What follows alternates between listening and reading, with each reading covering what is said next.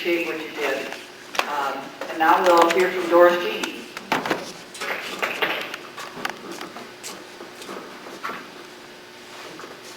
First of all, I wanted to say when I saw that poster and it said speaker on there, I got scared.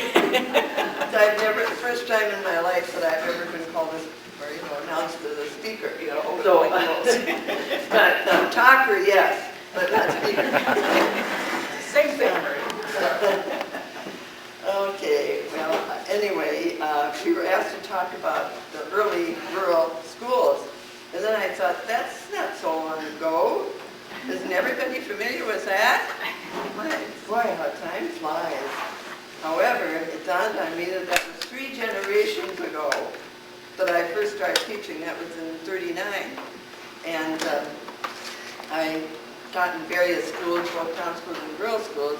But in '42, I taught, I'll just talk about the area schools. I taught in '42 at Manitou Lake. And as I might say that as I look back, that was a school of 32 kids, and yet it was just like one big happy family. The older kids took care of the younger kids, and there was no discipline because many kids in each family were at the school, and they all knew each other, and it was just a fun time. And of course, the entertainment was very simple, like going across the yard and playing, or sliding down the hill, playing fox and geese in the snow, making houses between the trees, and of course softball. And but anyway, I was on the school board at Manitou Lake when it integrated into the St. Croix school district, and then the kids went to Cushing. I wasn't very much in favor of that because I thought we had a very good school, and as all the other rural schools in the area too.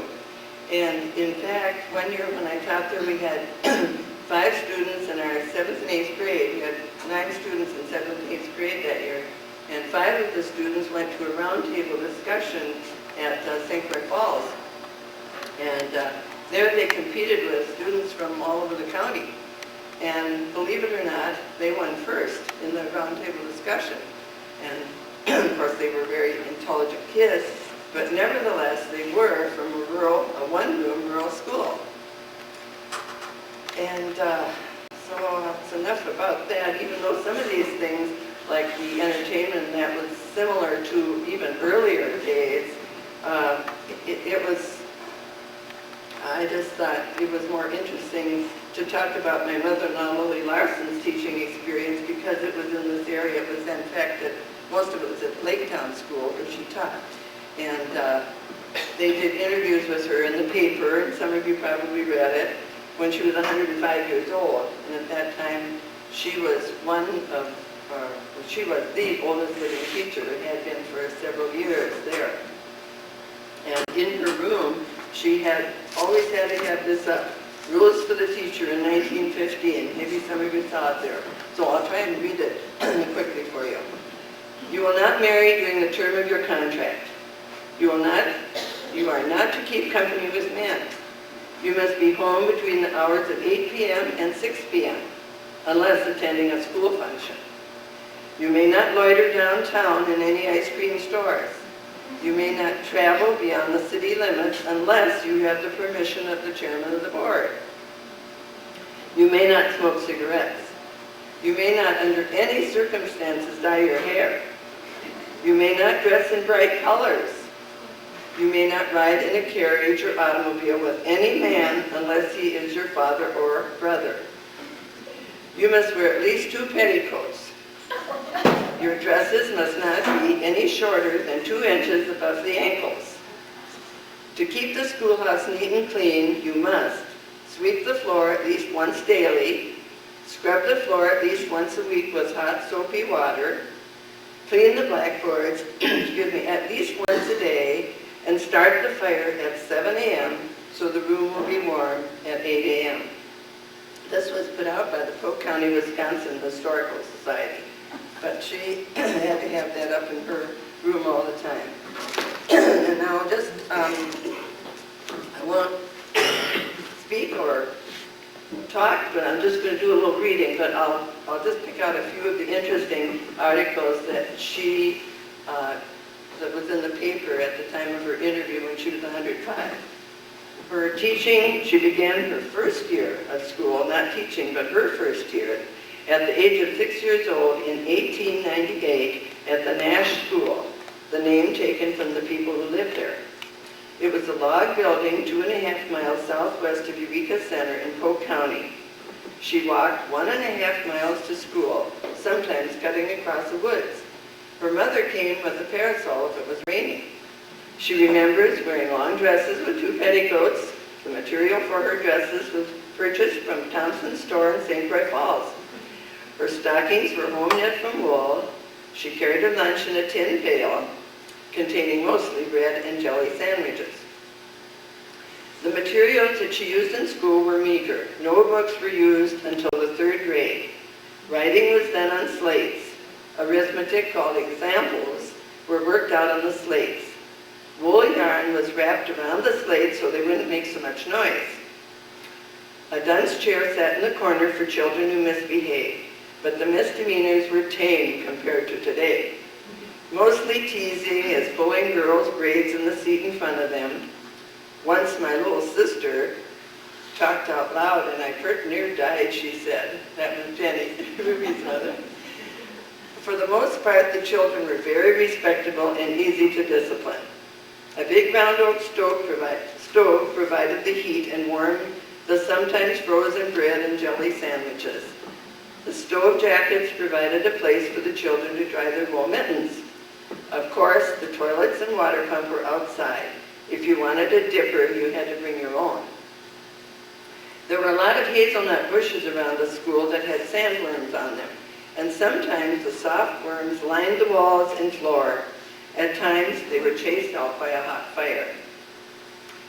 At recess time, games were played. The smaller children liked drop the handkerchief and so forth. The older ones liked Andy Annie over, which was throwing the ball over the school building and on the other side score it by catching the ball. If the ball didn't make it over, they had to call pigtail. In the winter, there was the usual play in the snow. Then going to her teaching experience, she was 16 years old when she started her teacher career at the Laketown District 3 School in the fall of 1908. The Laketown School was organized in 1874. The first building was a existing farmhouse, and the second building was constructed in the 1880s. It operated as a school until 1961, when it was discontinued. Throughout the school's 83 years in operation, some 36 different teachers taught there. In January 1964, the building moved to Balsam Lake as a museum and an example of a typical one-room country school where it is today. There were as many as 82 pupils enrolled during the year when Lily Peterson Larson taught there. Some only attended part-time because of work at home. Down the hill was enjoyed. The boys used chunks of wood from the woodpile to slide on until the woodpile was down below. Remember, back at the Laketown School, that is. Afterwards, they had to carry them back up the hill, of course. Lily remembered some of the songs they sang were My Old Kentucky Home and Old Black Joe. A basket social was held to buy 5 pictures of statesmen such as George Washington, Abraham Lincoln, Thomas Jefferson. I hope they're still in the school museum at Balsam Lake, she said. She recalled the Christmas program when William Larson, who later became her brother-in-law, dressed in red and white, crawled up through a trap door and sat in the ceiling, or trap door in the ceiling, and sat up there until after the program.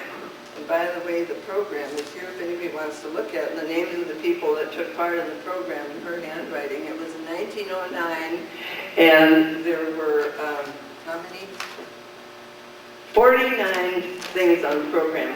Imagine sitting through that program. And he was up in the attic waiting for that program to be finished. At the sound of the bell, the trap door, at the sound of the bell there were many open mouths Someone else had to distribute the contents of the bag as his hands were so stiff. It was almost last of Santa. We had forgotten that there was no heat up there. At the close of the school year, there was always a school picnic, just as it was here until I think as long as even Cushing was out there, wasn't it? And there was lots of food and games and races in the afternoon. That was a great family get-together with the whole community attending. Yes, that's about it.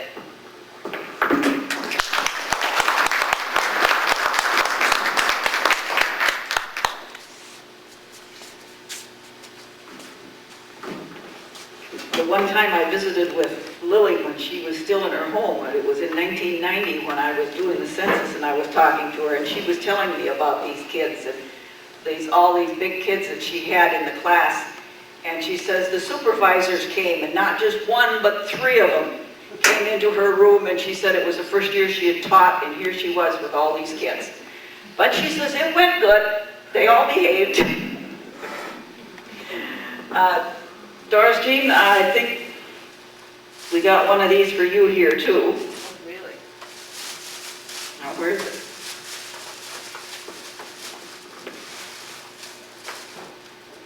Yep. For what? For your appreciation and your dedication to the service of your community. Well, thank